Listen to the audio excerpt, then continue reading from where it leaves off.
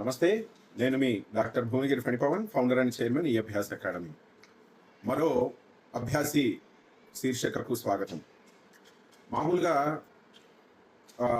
చాలామంది motivation speakers కానీ లేదా రెగ్యులర్గా మనకి మార్కెట్లో వినపడేది ఏంటి అని అంటే, ఒక ఉద్యోగిగా కాదు ఒక వ్యవస్థాపకుడిగా మారు అని చెప్పేసి చాలా ఊదరగొట్టేటువంటి ఉపన్యాసాలు తర్వాత ఇవి వినపడుతూ ఉంటాయి. వ్యవస్థాపకులుగా మారటం అనేటువంటిది ఓకే, కానీ ఉద్యోగిగా ఉండటం అనేటువంటి దాన్ని ఒక ఏదో చిన్నతనంగా లేకపోతే ఇంకో రకంగా మాట్లాడేటువంటి మాటలు మనకి మార్కెట్లో వినపడుతూ ఉంటాయి. కానీ ఈరోజు మనం మాట్లాడుకోబోయేటువంటి ఈ యొక్క స్ఫూర్తివంతమైనటువంటి వ్యక్తి ఏంటి అని అంటే, ప్రపంచంలో అత్యధిక పారితోషికం తీసుకుంటున్నటువంటి ఉద్యోగి. ఎలన్ మాస్క్ తర్వాత 8,500 కోట్ల రూపాయల ప్యాకేజీ అందుకుంటున్నటువంటి కంపెనీ CEO.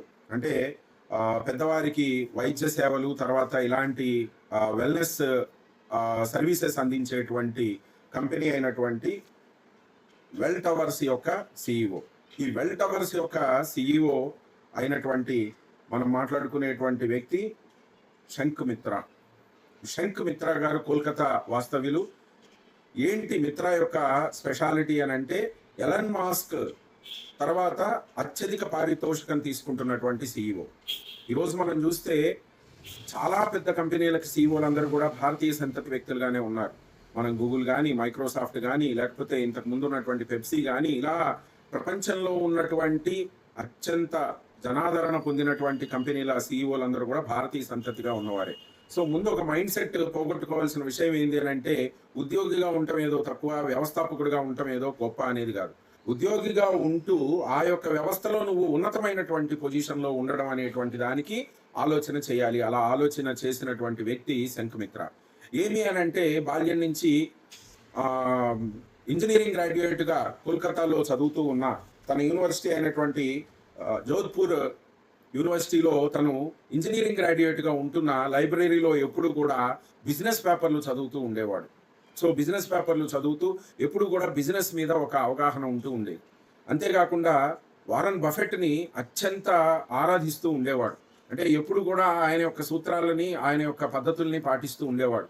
దాని తర్వాత ఒక ఉద్యోగిగా చేరిన తర్వాత కూడా ఇది కాదు, ఇంకా నేను ఈ రంగంలో రాణించాలి అనేటువంటి ఉద్దేశంతో అమెరికాలో ఉన్నటువంటి ప్రఖ్యాతిగాంచిన కొలంబియా బిజినెస్ స్కూల్కి వెళ్ళి ఇన్వెస్ట్మెంట్ మీద గ్రాడ్యుయేషన్ చేయడం జరిగింది. ఈ యొక్క అనుభవ సారంతో ఏంటి అని అంటే, తర్వాత కాలంలో ఉద్యోగిగా జాయిన్ అవటం జరిగింది.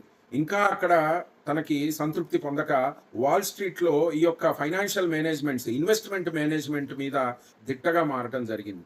ఈ అనుభవాల యొక్క సారమే 8,500 కోట్ల ప్యాకేజీ ఇవ్వడానికి గల కారణం ఏంటి అని అంటే, కరోనా టైంలో మొత్తం ఈ హెల్త్ కేర్ ఇండస్ట్రీ అంతా కూడా కుప్పగూలిపోతూ ఉన్నటువంటి సందర్భంలో ఈ యొక్క వెల్ టవర్ సంస్థ కూడా ఏమైపోయింది అని అంటే, పూర్తిగా దివాలా తీసేటువంటి స్థితి వచ్చింది. అక్కడే తన యొక్క అనుభవం, ఇండియన్ మూలాలు, తాను చదువుకున్నటువంటి బిజినెస్ అనాలిసిస్, వారన్ బఫెట్ చెప్పినటువంటి సూత్రాలు ఏమి అని అంటే, ప్రపంచమంతా అల్లకల్లోలం అయిపోతూ ఉన్నప్పుడు నువ్వు అత్యాసపరుడుగా ఉండాలి అనేటువంటి సూత్రాన్ని ఆధారంగా చేసుకొని కొంత ఫండ్ని జనరేట్ చేసుకొని, ఎమర్జెన్సీ ఫండ్ని జనరేట్ చేసుకొని, ఆ యొక్క క్రైసిస్ టైంలో కారు చౌకగా వస్తున్నటువంటి ఈ యొక్క హెల్త్ కేర్ రియల్ ఎస్టేట్ రంగంలో చాలా ఆస్తులు అనేటువంటి వాటిని కొనడం జరిగింది. తర్వాత క్రైసిస్ వెళ్ళిపోయిన తర్వాత హెల్త్ కేర్ రంగంలో వెల్ టవర్ అనేటువంటి సంస్థ ప్రపంచంలో నెంబర్ 1 రియల్ ఎస్టేట్గా ఉండటం జరిగింది.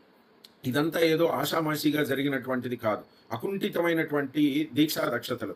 ఒకానొక సందర్భంలో తను ఏం రాసుకుంటూ వస్తాడు అని అంటే, ఆ యొక్క ఆర్థిక మాంద్యం వచ్చినప్పుడు 2000 సంవత్సరంలో ఆర్థిక మాంద్యం వస్తున్నప్పుడు తాను ఉద్యోగం ఎక్కడ పోతుందో అనే ఉద్దేశంతో 16 గంటలు ఎక్కువగా శ్రమించేవాడు. 16 గంటల పాటు శ్రమించడం అనేటువంటిది, ఎప్పటికప్పుడు తన యొక్క స్కిల్ని అప్డేట్ చేసుకోవటము, ఈ యొక్క లక్ష్యాల మూలంగా తనని క్రైసిస్ స్టార్ అనేటువంటిది, అంటే ఈ యొక్క క్రైసిస్ని ఎలా మేనేజ్ చేయడంలో దిట్ట అనేటువంటి నానుడి మిత్రా పొందడం జరిగింది. అంటే ఏమి అని అంటే, ఉద్యోగిగా ఉన్న అత్యంత ఉన్నతమైనటువంటి స్థితులకి వెళ్ళినటువంటి గొప్ప ఉదాహరణ మనకి మిత్రాని తీసుకోవచ్చు. నెక్స్ట్ ఎపిసోడ్లో మరొక స్ఫూర్తిదాయకమైనటువంటి వ్యక్తి జీవితంతో కలుద్దాం. జై హింద్.